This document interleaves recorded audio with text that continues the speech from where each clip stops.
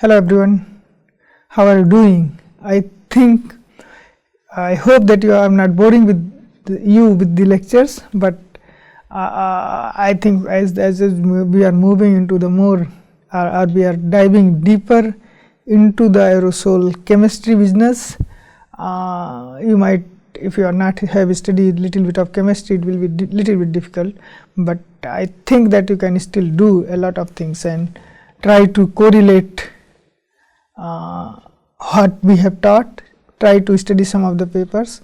For undergraduate students, yes, it might be little bit difficult if they have not studied chemistry at all, but if you are an environmental science students, MSc, doing MSc or PhD, you must be finding this very important and very interesting lectures. So, in the previous lecture,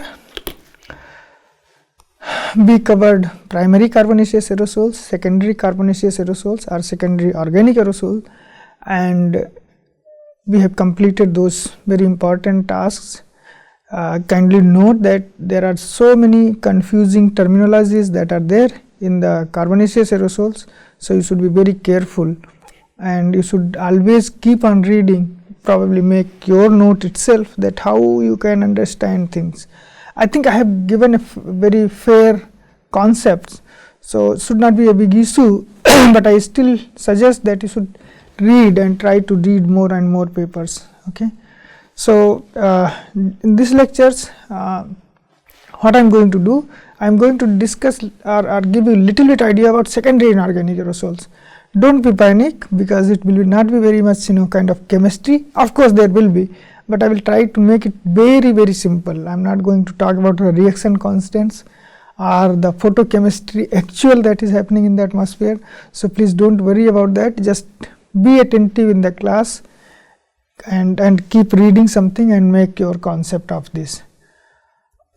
This I just start with this lecture again. So, during this process I talked about that at this site Kanpur we have both primary plus secondary organic aerosols here, and local you have kind of the primary can be from local plus transported. Now, one of the things that becomes very important, this is actually biomass burning, you can see here.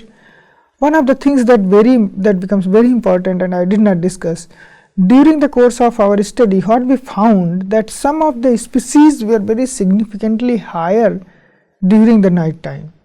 Now, the concept is the way the concept works, that if for secondary so far I have only told that secondary organic aerosol formation needs, or it has to be started with the photochemical reactions. Means what you need to have? You need to have photons, and photons can be from where you will get the photons? You will get from the solar light or sunlight.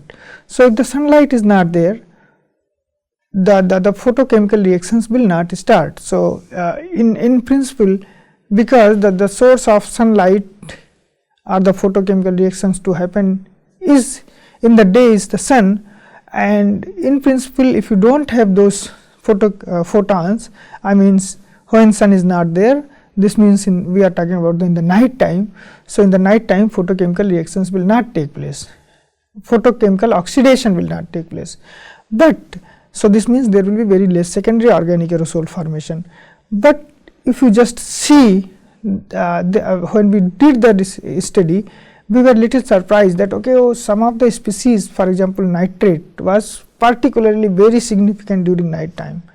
So, the concept we bought, we were very puzzled that why we are getting nitrate in the night time, and then we started looking back to the literature, and then in the literature we found some clue that in the actually nitrate radical formation happens, nitrate aerosol formation during the night time happens through another process which is heterogeneous chemistry. So, we will discuss that one. Yeah. So, what you see here, this is the day to night time concentration ratios of different major species. For example, you have mass, organic carbon, elemental carbon, total carbonaceous aerosols. So, in principle they should be almost like similar, which you see here because generally if you just say that organic carbon does not has much of the secondary organic aerosols. But what you see here, WSOC to OC ratios during daytime to night time. So, daytime WSOC to OC ratios and night time, so the ratios are slightly higher. The similar thing happens for the ammonia and sulfate. So, these are the things that actually probably required oxidation processes.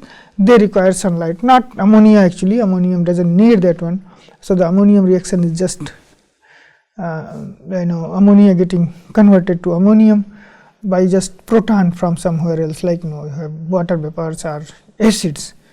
But what you see here, the last one that is very interesting, this is pretty puzzled with this nitrate.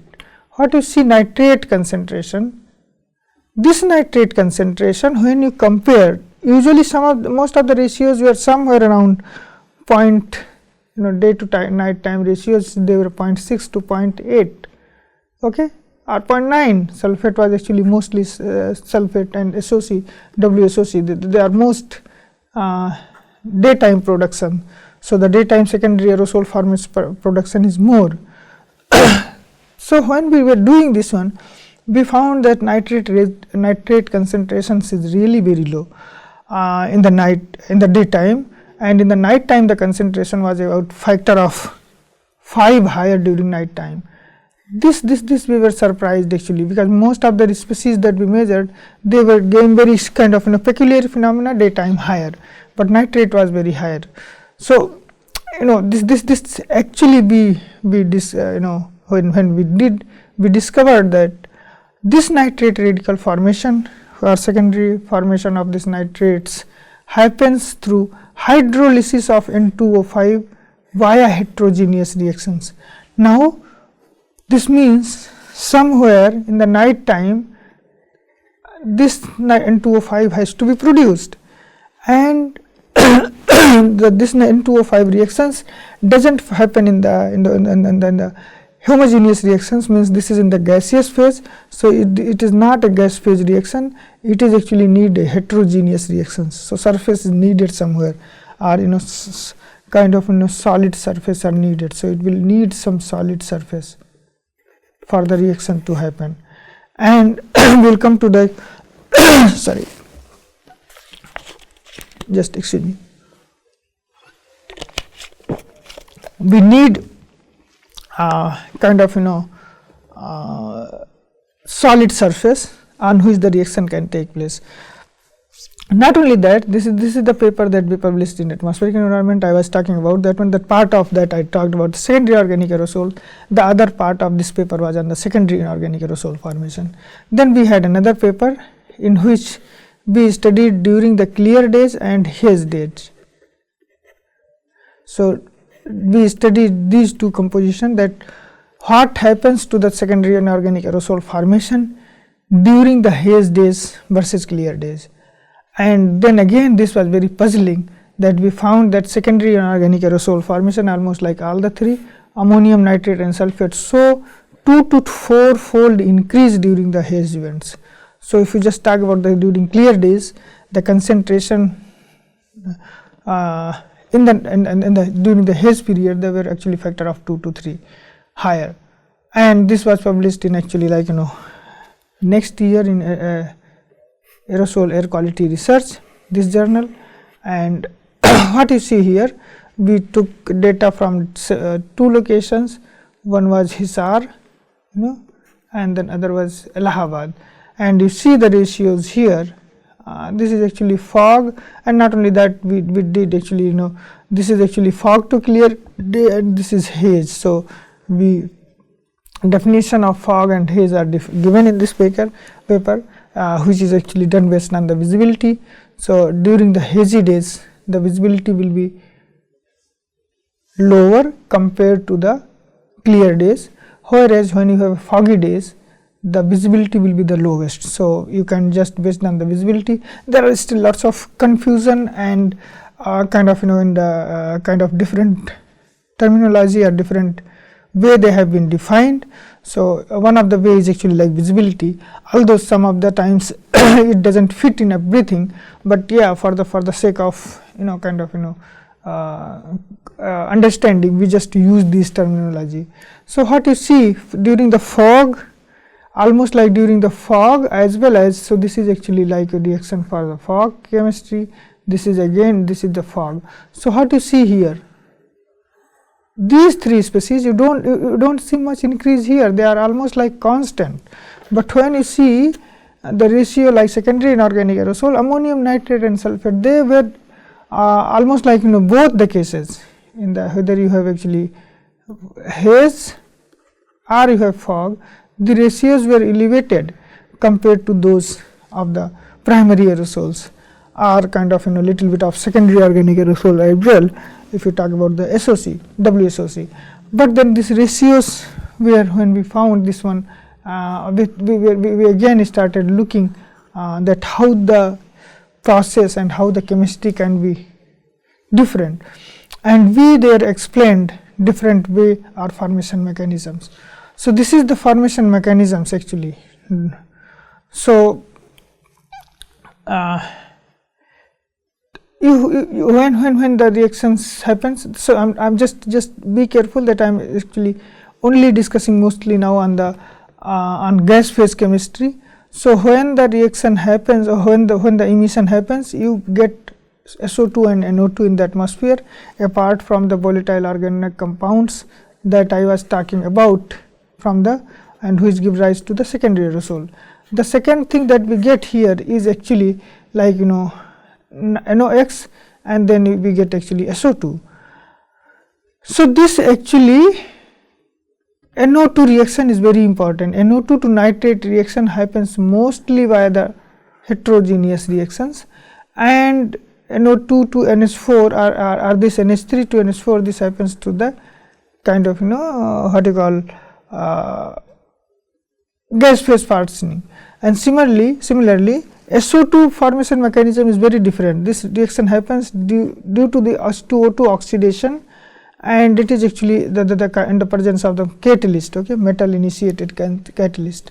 So, both the cases the chemistry is very different, and not only that, in this period the aerosol has to be acidic. If the aerosol is not acidic, these reactions are usually generally. So, you can imagine a situation during foggy and hazy days, the aerosols are confined, and then there are more of this type of reactions or heterogeneous reactions that take place, and because the pH, whatever the conditions are required for secondary inorganic aerosol formation are present. So, this happens this way. And if you just talk about NOx chemistry, tropospheric chemistry, so what is happening here, you see that, sorry, where is the pointer, okay. So, you have a nitrate NO2 that is released, and then one component is NO.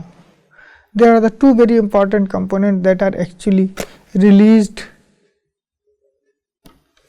by the incomplete combustion of fossil fuels. NO2, and for NO2 can directly be oxidized by ozone, and it can produce nitrate radicals here, and one more molecule of NO2 can react, and this can give rise to NO2 in the N2O5 nitrogen pentoxide, and this in presence of H2O and surface. So, when surface is needed, this means heterogeneous chemistry. So, this N2O5 can be converted to HNO3, and this is the formation route that we discussed, because happens this formation mechanisms NO2 to N2O5 formation. This is actually temperature dependent, okay. During daytime, this, when the temperature is high, this N2O5 will again go back and dissociate to NO3. So, you will not have significant of N2O5, but what is happening during the night time, the temperature becomes cooler. So, this whatever the N2O5 that is produced in the atmosphere, it will remain as N2O5, and when it finds suitable surfaces on the surfaces, when it attracts on the surfaces, and because we have in the night time, there another very important thing, that in the night time we have more relative humidity or more water vapor, just because you do not have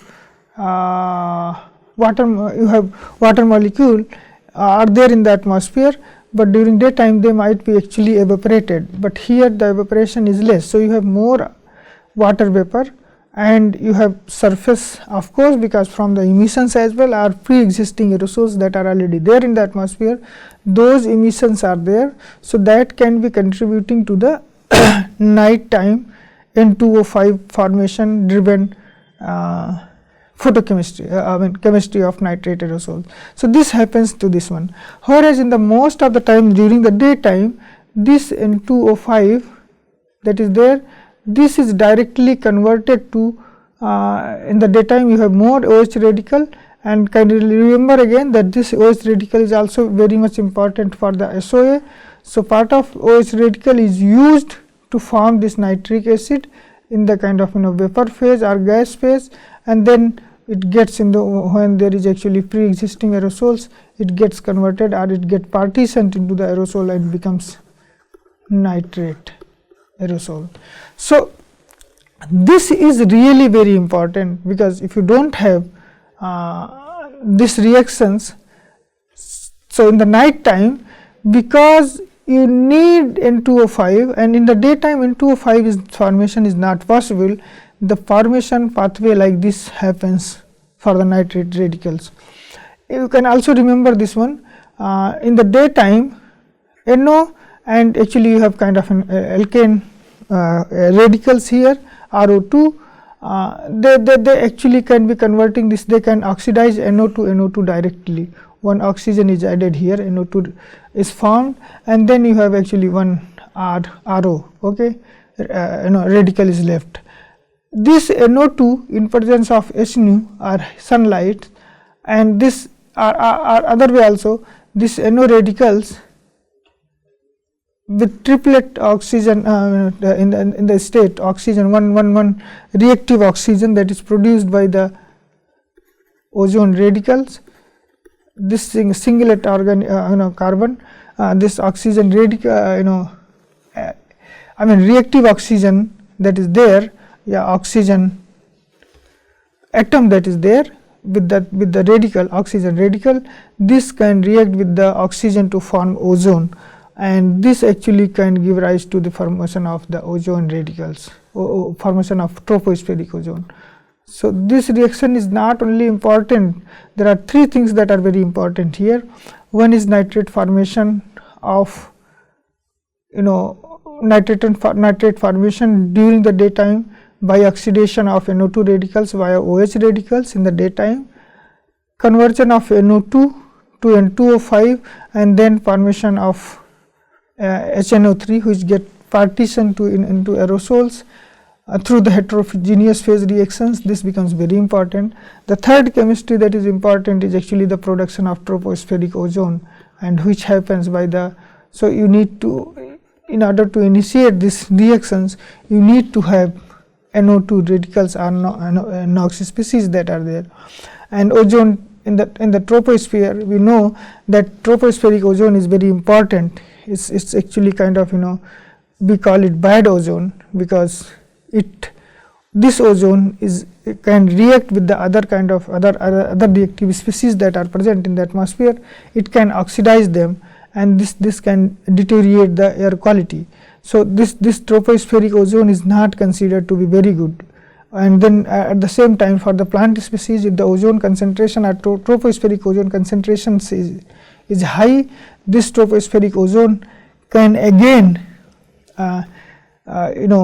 react and form kind of reactive oxygen species, and then this reactive oxygen species that is formed, it will be actually within the plant system, this reactive oxygen species, they will actually disturb the metabolism process that is happening, and then photosynthesis in the plants, and thus thereby by reducing the kind of formation of more of plants growth and then productivity.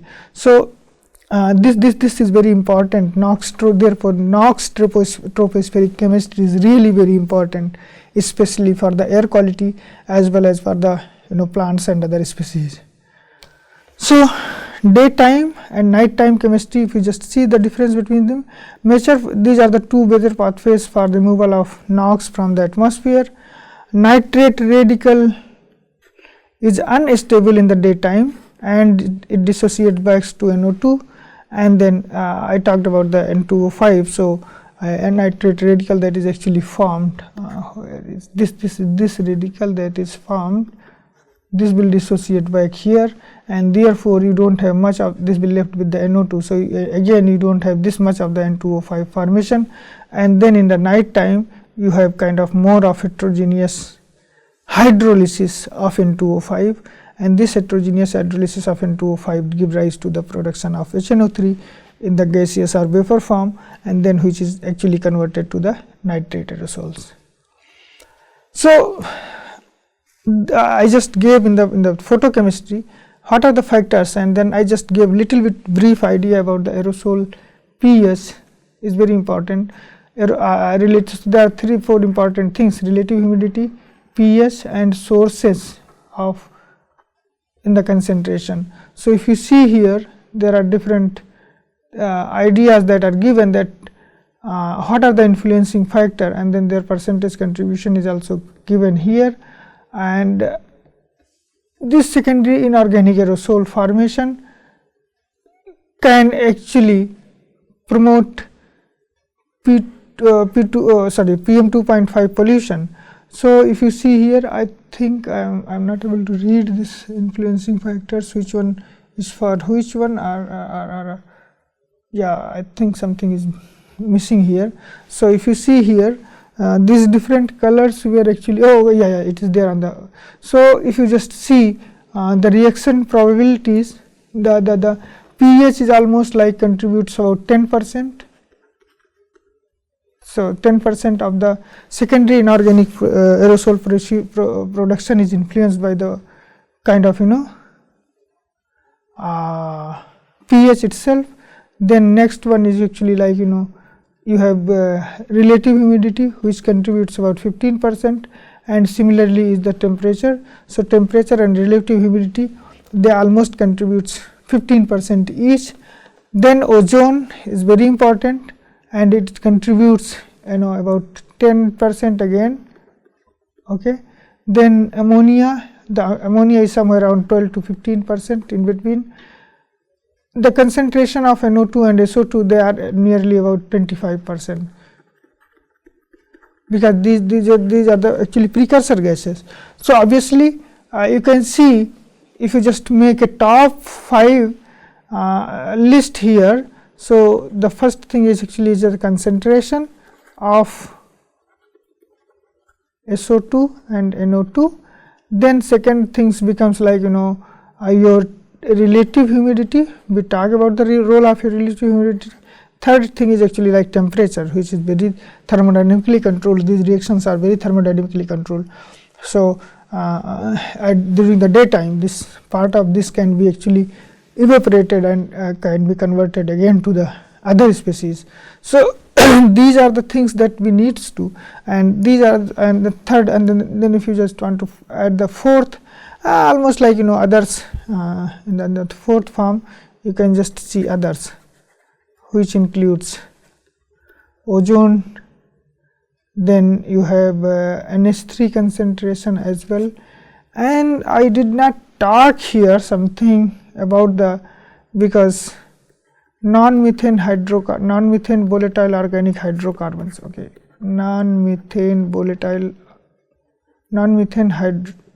NMHC, non-methane hydrocarbons. So apart from hydrocarbons, they are also one of the very important things that contribute towards the tropospheric ozone or tropospheric chemistry. This tropospheric ozone chemistry is not influenced by the NOx plus VOCs. You have to have actually non-methane hydrocarbon, and then they are actually these non-methane hydrocarbons, they are also very important source of kind of secondary organic aerosols. So I mean, to sum up, I just gave some idea how the secondary inorganic aerosols are important, and once they are formed in the atmosphere, how they are going to react, they are going to be present in the atmosphere, how they are going to influence the, so their secondary inorganic formation or their chemistry is influenced by, significantly influenced by their concentration itself, relative humidity that is there in that, and then you have temperature and other factors. So in a way you can imagine a situation that these situations are very much prompt during which season. This will be actually like post monsoon and winter season, because they need actually lower temperature. So temperature should be lower. I forget to tell you, relative humidity should be higher. So if you have more high relative humidity, but now you can counter me back that okay, we have very high relative humidity during the rainy season. So during rainy seasons you have very high relative humidity, but do you know, just can you guess what is the influencing factors which is not getting for these reactions to happen? The very first one, the concentration of SO2 and Na2. So when the rain happens, what will happen? These species will be washed out. Although you have very high relative humidity, but what will happen if you don't have the source itself? So NO2 and SO2 are absent. So if the NO2 and SO2 are absent, I mean they are less actually, so less abundant. So therefore the reactions will not initiate and the reaction will not take place. So therefore it is very important that during the post monsoon, just after the monsoon, and this is the period when the lots of emissions happens, boundary layer starts to play a very important role, and significantly boundary layer is significantly reduced. These species are there. You still have very good photochemical reactivity kind of things, although the temperature is lower. You can again say counter here that okay, the temperature is lower in the post monsoon and winter season at this one, but the kind of reactions to take place, such kind of concentrations are sufficient enough. So this ends the secondary aerosol formation as well, secondary inorganic aerosol formations, and I think I have been summing up this secondary aerosol formation. One thing that I again emphasize, that we really do not have much idea about the secondary aerosol formation in the Indo-Gangetic plain or all over India actually, and whether it is organic or inorganic aerosols, and that is many of our model studies that we do on air quality are the kind of visibility reduction and then health impact. They are really hampered by we not having the sufficient knowledge of these things.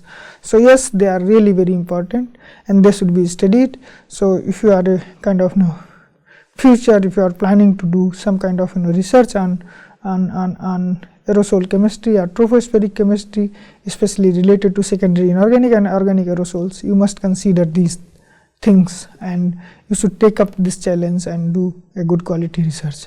So I hope I have been able to communicate to you, although I did not discuss very deep chemistry because it is not for the audience that are there. We are very basics, I have just brushed up. So yeah, I hope that should give you some guidelines and are kind of a trigger point to discuss about the chemistry. So thank you so much, and I will stop here and we will meet in the next lecture. So till then, take care and bye bye.